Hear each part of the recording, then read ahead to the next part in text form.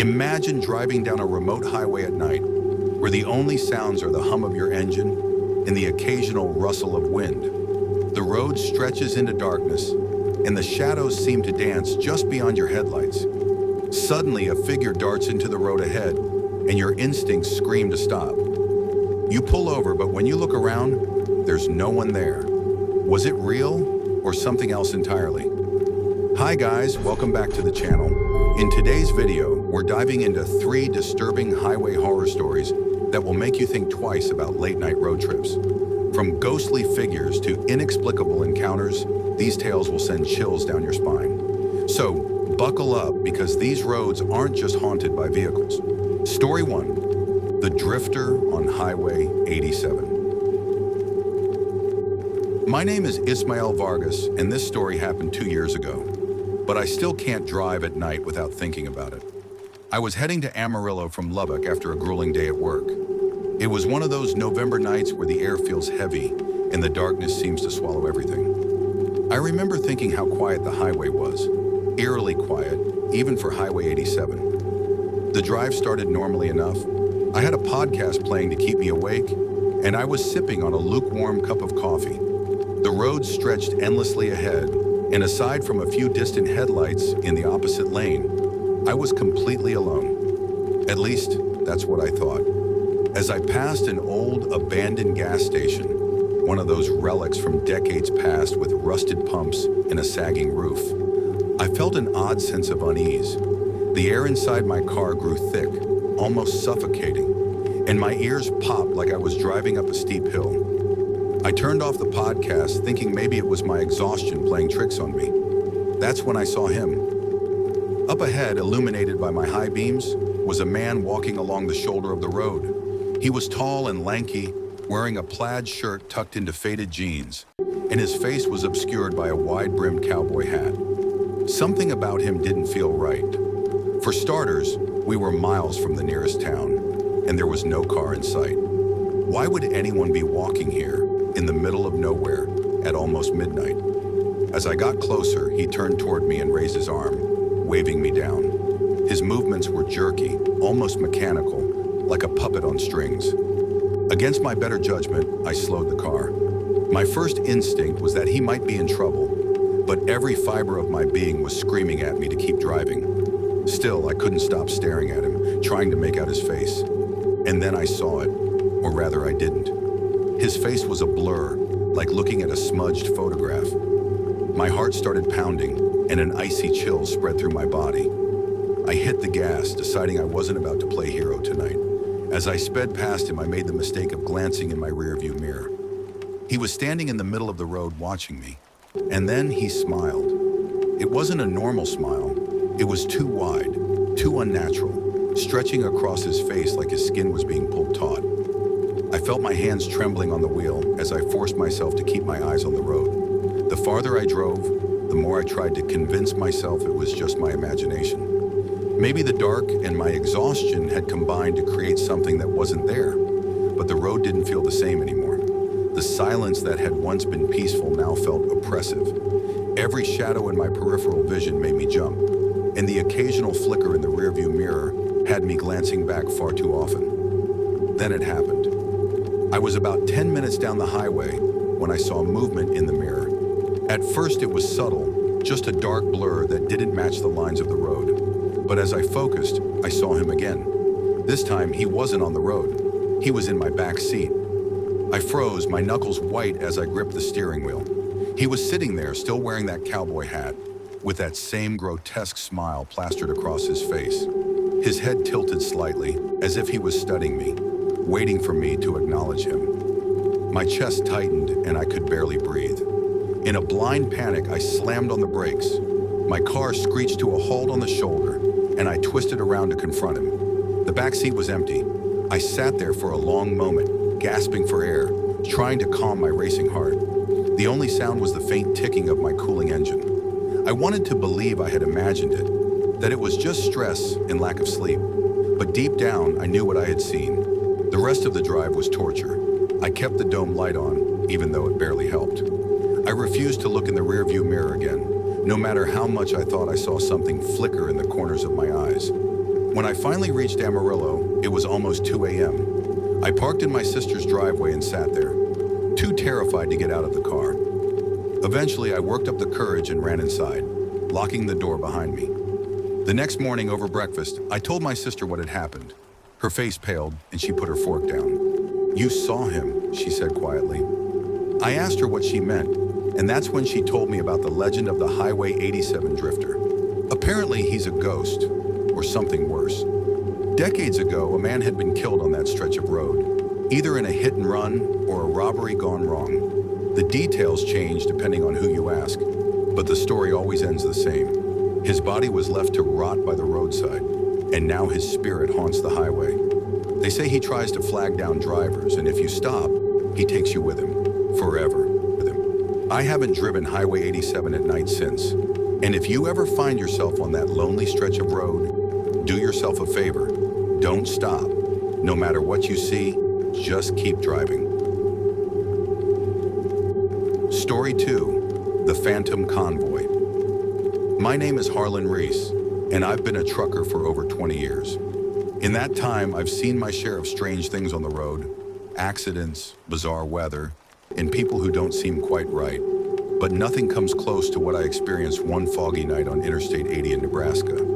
It's a stretch of road that most drivers consider mundane, long, flat, and boring.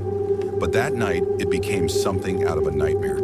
It was early December, and I was hauling a load of grain to a processing plant in Wyoming. The trip was routine, and the weather, though cold, was clear when I started. But as the hours wore on, a thick fog rolled in, blanketing the highway.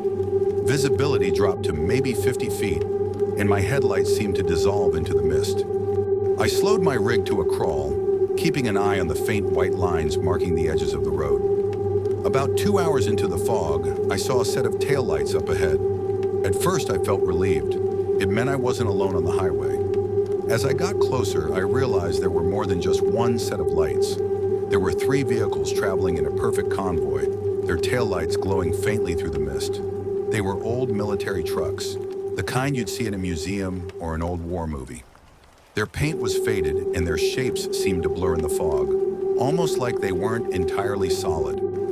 I slowed down even more, thinking it was a historical convoy or maybe a group of collectors transporting their vehicles. But something felt off.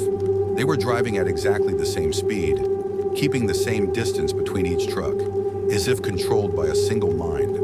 There was no variation, no wobbling, and no sign of a driver in any of the cabs. The road stretched on for miles, and I stayed behind them, unsure whether I should try to pass.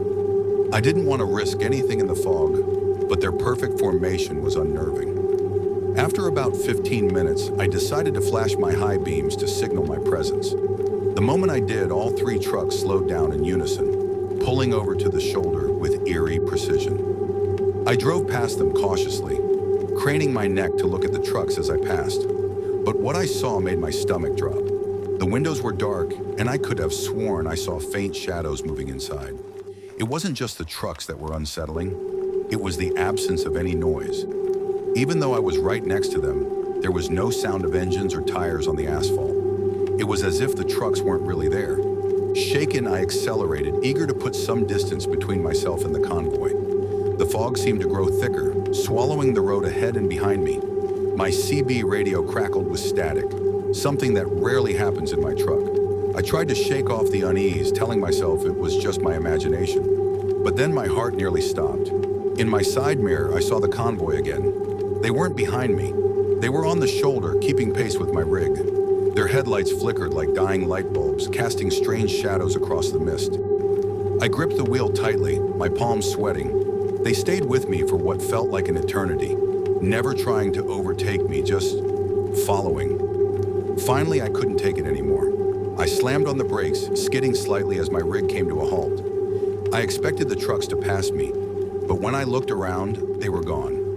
Not on the shoulder, not in my mirrors, just gone, as if they had never been there in the first place. The highway was empty, and the only sound was the faint rumble of my own engine. I sat there for a few minutes, my heart pounding in my chest. I didn't know whether to keep driving or turn around and head back the way I came, but something told me that turning back wasn't an option. Gathering my courage, I started moving again, driving slowly and keeping my eyes peeled for any sign of the trucks. About 20 minutes later, I reached a truck stop. I pulled in and parked, my hands still shaking as I climbed out of the cab. Inside, I found a few other truckers sitting at the counter, sipping coffee and chatting. I joined them, hoping the warmth of the diner and some human interaction would calm my nerves. When I mentioned the convoy, the men fell silent. One of them, an older guy named Dale, looked at me with a serious expression. "You saw the Phantom Convoy," he said. I asked him what he meant, and he explained a story that sent chills down my spine. According to Dale, the Phantom Convoy is a legend among truckers on Interstate 80. Back in the 1940s, a group of military trucks was transporting classified cargo across Nebraska when they disappeared during a severe snowstorm. Search parties combed the area for weeks but found no trace of the vehicles or their drivers. Ever since, truckers have reported seeing the convoy on foggy nights, driving in perfect formation. Some say they're trapped in time, reliving their final journey. Others believe they're searching for something or someone. Dale leaned closer and lowered his voice. "Whatever you do, don't follow them. And if they pull over, don't stop." His words stuck with me as I finished my coffee and returned to my truck. The rest of my drive was uneventful, but the memory of those trucks has haunted me ever since. I've driven that stretch of Interstate 80 many times since then, but I've never seen the convoy again. Still, every time the fog rolls in, I can't help but check my mirrors, half expecting to see those ghostly taillights reappear. If you ever find yourself on Interstate 80 on a foggy night, keep your distance. Some things on the road are better left unseen. Story 3, The Crying Girl on Route 66. My name is Anya Levchenko, and I've always loved road trips. There's something magical about the open road, especially on Route 66. It's iconic, filled with nostalgia, quirky roadside attractions, and breathtaking desert views. But after what happened last summer, I'll never look at that highway the same way again. It was late July, and I was traveling solo from Flagstaff, Arizona to Albuquerque, New Mexico. I wanted to take the scenic route and check off a few bucket list stops along the way.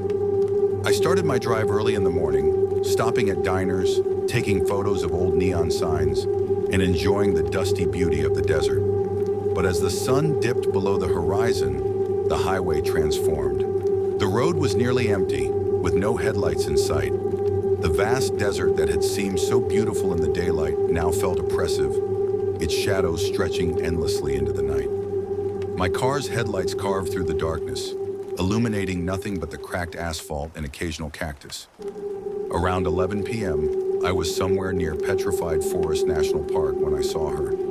At first, I thought it was a trick of my tired eyes, but as I got closer, I realized it was a girl standing on the side of the road. She couldn't have been older than 10. She was barefoot, wearing a simple white dress that looked out of place in the dusty desert night. Her long dark hair covered most of her face, but I could tell she was crying. Her small shoulders shook with silent sobs.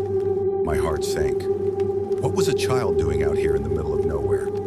I slowed my car and pulled over, rolling down the passenger side window. "Hey, sweetie," I called out, trying to keep my voice gentle.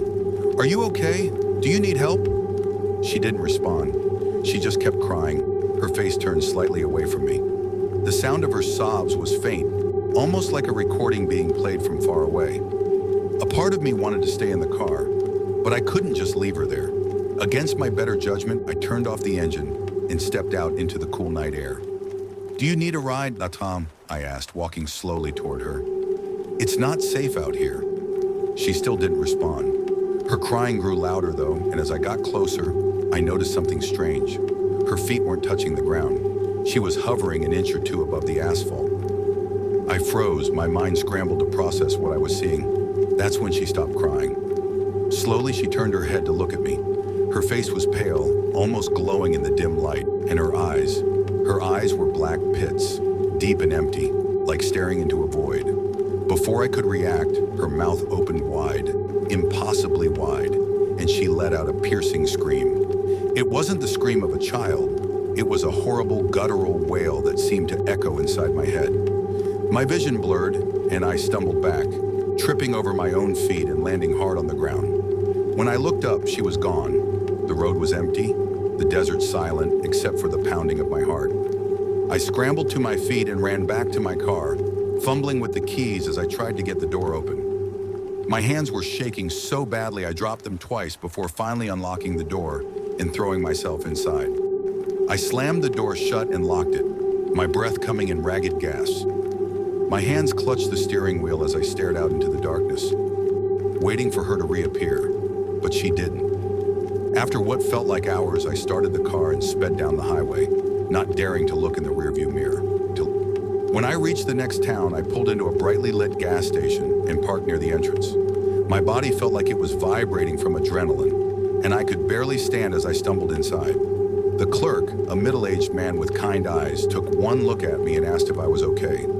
I didn't know how to explain what had just happened, but when I mentioned seeing a girl on the highway, his face darkened. "You saw her, didn't you?" he said, his voice low. "The crying girl." According to him, the legend of the crying girl on Route 66 dates back decades. She was said to be the ghost of a child who died in a car accident on that stretch of road. Some say she was left behind after her family's car broke down and was struck by an oncoming vehicle. Others claim she was abandoned by her parents and died of exposure in the desert. Whatever the truth, she's been seen by countless travelers over the years. "They say she's looking for her family," the clerk continued. "But if you stop for her, well, you're lucky you got away." I didn't sleep that night. I checked into a motel and left all the lights on, jumping at every shadow. The next day, I cut my trip short and drove straight home, avoiding Route 66 altogether. Even now, months later, I can't stop thinking about her, those black eyes, that unearthly scream. If you ever find yourself driving Route 66 at night and see a child crying on the side of the road, don't stop. No matter how much it tugs at your heart, no matter how real she looks, just keep driving. Some things on that highway are better left alone. Thanks for watching. If you like this video, please like, share, and subscribe to our channel for more creepy stories. Which of these true stories gave you a chilling experience? Let us know. Until next time, stay curious, stay safe, and remember, sometimes the scariest stories are the ones that are real.